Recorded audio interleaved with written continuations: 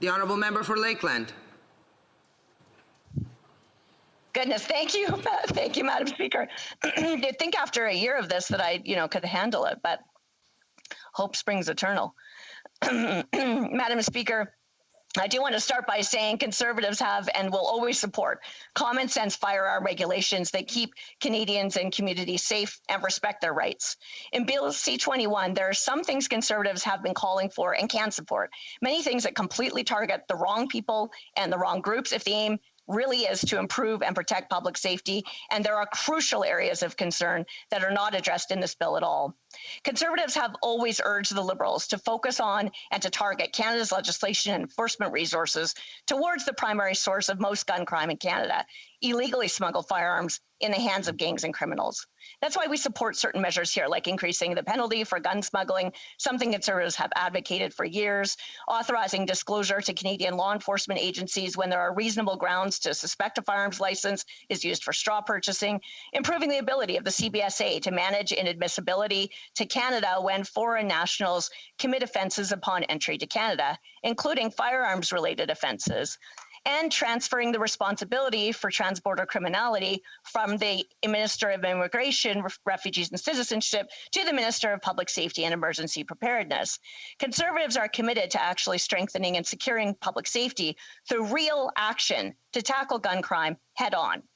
Conservatives have always said we would increase funding and coordination for border security to crack down on illegal firearms smuggling, restore mandatory minimum sentences to keep violent gang members off the streets, and focus on gangs and criminals instead of making life more difficult for law-abiding firearms owners and retailers by ending automatic bail, revoking parole for gang members, new and tougher sentences for ordering or involvement in violent gang crime. The Liberals do the opposite. They're big on rhetoric, but short on real action.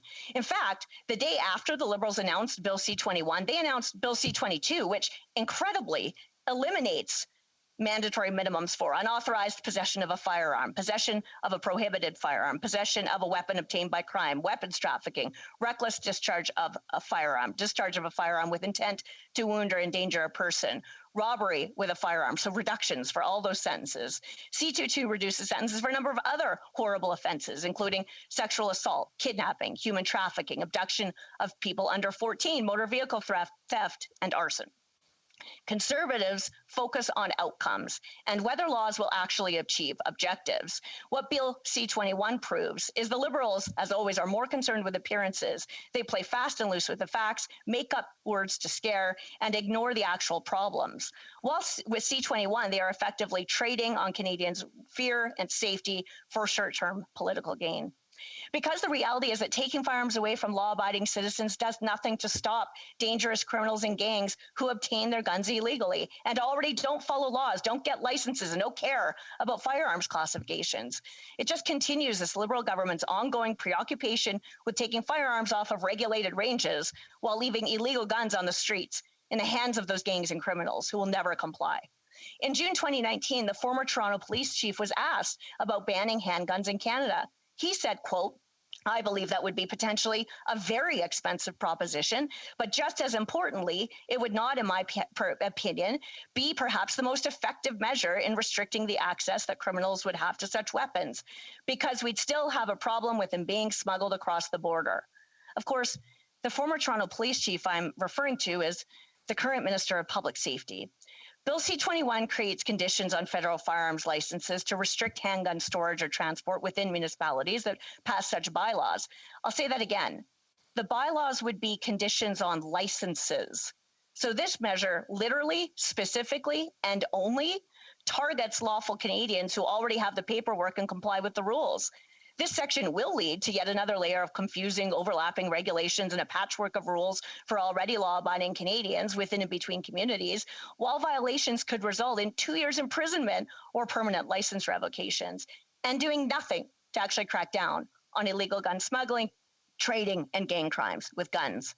Many law enforcement officials have already said this measure will not be effective, including the current RCMP commissioner, the former OPP commissioner, police chief of Vancouver, former president of the Canadian Association of the Chiefs of Police, representatives of the Winnipeg and Halifax police services, and police chiefs of Regina and of Saskatoon. Provinces are already speaking out against Bill C-21, Alberta, Saskatchewan, Ontario, Quebec, and Manitoba, whose premier said, quote, It's just not going to work. In 2019, the Canadian Association of Chiefs of Police did not support calls for a ban on handguns. And the former president, Vancouver Police Chief Adam Palmer, says, quote, in every single case, there are already offenses for that. They're already breaking the law, and the criminal law in Canada addresses all of those circumstances. The firearms laws in Canada are actually very good right now. They're very strict. Former OPP Commissioner Chris Lewis says, quote, this municipal handgun ban is ridiculous. It would only impact legal owners. The gangbangers are already possessing, carrying them in defiance of the criminal code, and don't fear police, whose hands are tied, and weak judicial systems. And Toronto Police Services President Mike McCormack says, quote, there's no way in my world or any world I know that this would have an impact on somebody who's going to go out, buy an illegal gun, and use it to kill another person or shoot another person. But this is a classic Liberal smokescreen. It has absolutely no impact on the illicit use of illegal firearms in crime. Of course, criminals and gangs don't carry licenses or register their illegally obtained firearms and won't be deterred by municipal bylaws when they don't even care about the criminal code. And the fact that at least 80% of guns used in Canadian gun crimes are illegally smuggled in from the States shows that enabling towns and cities to ban handguns from licensed owners will have little to no impact on actual public safety. In 2016, a 2-year-old father of 4, whose children were only 6 and 5, along with 1-year-old twins, was enjoying a night out with friends in Toronto when he was shot and killed by a stray bullet. Now a mother of 3 carrying the lifetime grief of the loss of a child, his mom, Evelyn Fox, advocates to support at-risk youth and prevent youth involvement in gang activity. She believes banning handguns in Canada is, quote, nonsense because, quote, street level wise, they'll get handguns anyway. She says, quote, I also would like to know how it is that penalizing law-abiding gun owners with a gun ban is going to deter gun violence on our streets when 80%, if not more, is coming across the border. And she's right. In Toronto, despite the new Liberal order and council prohibition of thousands of firearms, there were 462 shootings in 2020, an increase over 2018 when there was no prohibition order. 2019 was a record year, and was a record year. Since 2014, shootings in Toronto have increased 161%. Obviously, residents and families are worried about this reality, causing sleepless nights, untold heartbreak, and anxiety about security and whether kids can grow up carefree in peaceful neighborhoods. So how galling that Bill C-21 won't actually do anything to make it more safe, while the Liberals claim otherwise. In 2019, Toronto's police chief, Mark Saunders, reported that most guns used in crime were illegally smuggled in. He said, quote, when it comes to the handguns, I believe 82% of the crime guns in the city are coming from the U.S. Peel Police Association President Adrian Woolley says, quote, there are a lot of guns out there, and they're not legal ones from target shooters, but illegal ones smuggled in from the U.S. For the 2017-18 year, CBSA seized 751 illegal firearms at the U.S.-Canada border, 696 the next year, and 753 for the year after that. The CBSA has already seized 166 firearms for the first quarter of this fiscal year. Canada's border agents should be commended for that good work, and lawmakers should support their efforts to improve public safety by getting tougher on gun criminals and gun smugglers when they're caught, which is exactly what our Conservative colleague from Markham Unionville tried to do when he proposed Bill C-238 that would crack down on gun smuggling, knowingly possessing illegally smuggled guns by increasing sentences, and make it harder for gun runners to get out on bail. But the Liberals and the NDP voted against this public safety legislation the week before the announcement of Bill C-21. When asked why the government isn't getting tougher on criminals, the Liberals defaulted is to say they implemented a, quote, prohibition on military-style assault rifles.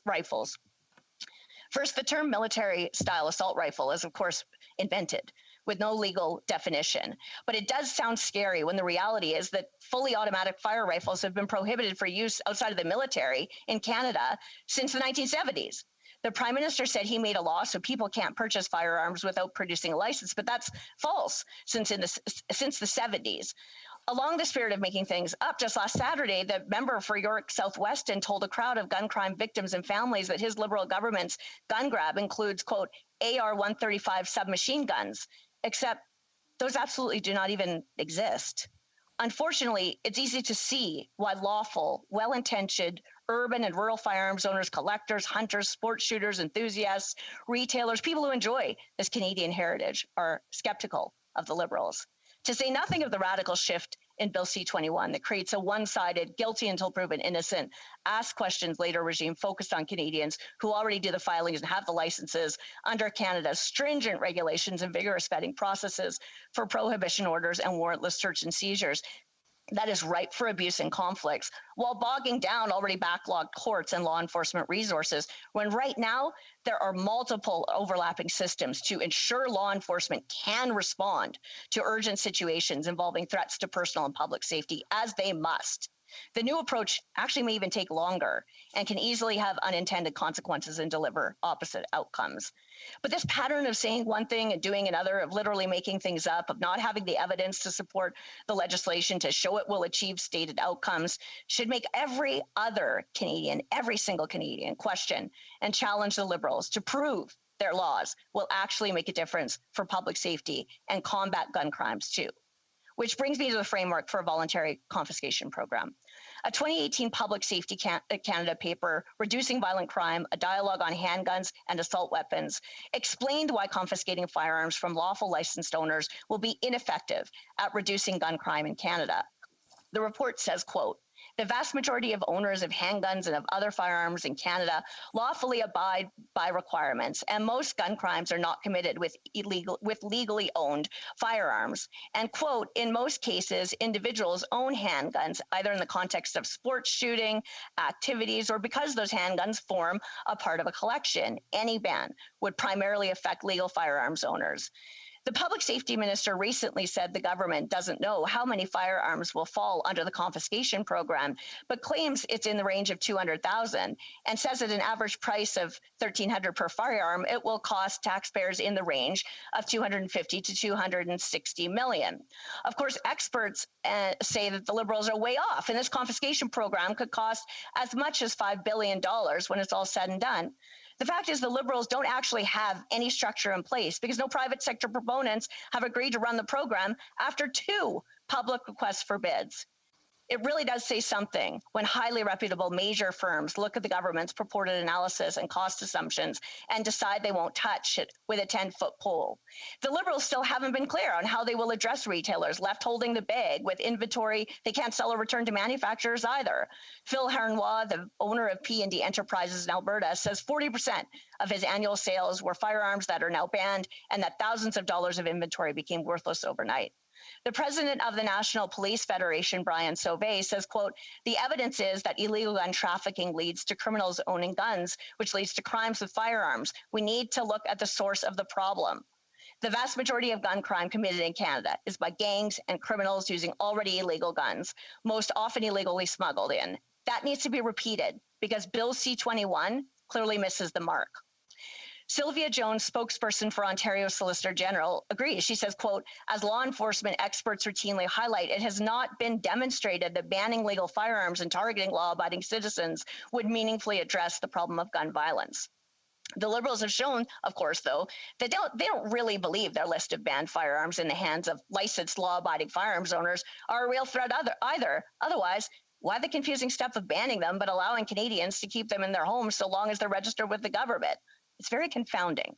But what is clear is that Bill C-21 finds a way to create a boondoggle that will again create a long gun registry because some of the now prohibited firearms are long guns, and it will cost taxpayers billions of dollars while delivering no concrete results to improve and protect the public safety of Canadians suffering at the hands of gangs and criminals carrying out the vast majority of gun violence and crime in Canada. Another measure that's glaring in its obvious irrelevance to improving public safety in Canada while also imposing major consequences on everyday people is the prohibition of the importation, exportation, and sale of all non-regulated air guns that look like modern firearms. Here's the deal. The Liberals are actually imposing a ban on airsoft and a partial ban on paintball. Any rational common sense person can see that toy guns are not responsible for shootings causing deaths in Canadian cities. Criminals and gangs with illegal guns are tragically ending the lives of Canadians, while this provision in C-21s ends hundreds of livelihoods, legacies, and jobs, and outlaws an entirely harmless hobby enjoyed by more than 60,000 Canadians. Airsoft in Canada says the Canadian airsoft market is worth $100 million, and over 260 businesses in Canada are related to the paintball or airsoft community. The Quebec Airsoft Federation estimates the industry brings in over $10 million per year in Quebec alone. Distributors and retailers are uncertain about what to do with current stock and with stock on order because all of it would be rendered worthless immediately, with no option to offset losses because the bill prohibits sales. And it won't impact only businesses that directly sell hobby and competition practice guns, but also retailers of protective equipment and accessories, as well as the clubs and owners of sports facilities that have focused businesses largely or solely around these activities. This whole industry will be devastated. Matt Wazilich, who owns Canadian Airsoft Imports and says the ban, quote, confirms our worst fears. Frank Chong owns Toronto Airsoft, Canada's largest airsoft retailer. He says it looks like it's doomsday for us at this point. Ziming Wan of Black Blitz Airsoft in Waterloo says we're basically all going to have to shut down. It's the death of the sport as we know it. Joe Kimpson of Flag Raiders in Kitchener says you'll see the demise of airsoft in Canada. 74% of these businesses expect to lose over half their revenue because of C-21, and 7% of them expect to be out of business for good. There are approximately 3,000 employees working in those affected businesses. It's unconscionable that half of them will now lose their jobs, and not a single life will be saved for it. It's hard to see how the Liberals are materially protecting the well-being and safety of Canadians by banning toy guns, shuttering more businesses, and killing 1,500 jobs, while Canada's unemployment rate is already the highest in the G7. Mark from Atuk Manufacturing in Lakeland says, quote, I was given no notice, no warning, no consultation. The hard work I've put in for over 8 years has been erased and my customers wrongfully criminalized. Why aren't criminals being as negatively impacted as my small business? A petition called Stop Bill C-21 is circulating in the hobby community, and 30,000 Canadians have already signed it. That's because Canadians know what experts have been saying all along, which is also what conservatives have been saying. And that's what's missing from these Liberals is any meaningful emphasis or major legal framework targeting the main source of gun crime in Canada. It's good to see some measures to help the CBSA and a small increase in penalties for gun smuggling. But those aspects of Bill C-21 appear more like a footnote in what seems to be really a broader strategy, primarily concerned with targeting already law-abiding members of Canadian society. One would read this bill and assume the main goal is to be a nuisance to the legal firearms community. It isn't really obvious at all that the aim of Bill C-21 is to improve public safety. And the tragedy? It's this, that for all the big words and tough talk from the Liberals, it's the very real victims of growing gun violence in Canadian citizens and their families who are forced to bear the brunt of these failed Liberal policies and experiments. What's worse is the evidence is available for all of us to see. Experts, law enforcement, policymakers, they all agree that concrete strategies and legislation must be directed at criminals and gangs and supports for at-risk youth. Conservatives will always support a common sense approach to firearms legislation with concrete outcomes that protect personal and public safety. But C-21 doesn't get to the bottom of addressing the major cause of gun crime in Canada. And all MPs really owe it to the victims of all violent crime in Canada, past and future, to get serious about gun smuggling, gangs, and criminals. Because as Evelyn Fox says, quote, I see the homicides happen, and it's almost like a re-trigger for me to think that another mother has to go through this, and another mother has to deal with the fact that they aren't going to see their children again. So because Bill C-21 won't actually make any difference to that, conservatives will strongly oppose, and if it passes, repeal Bill C-21.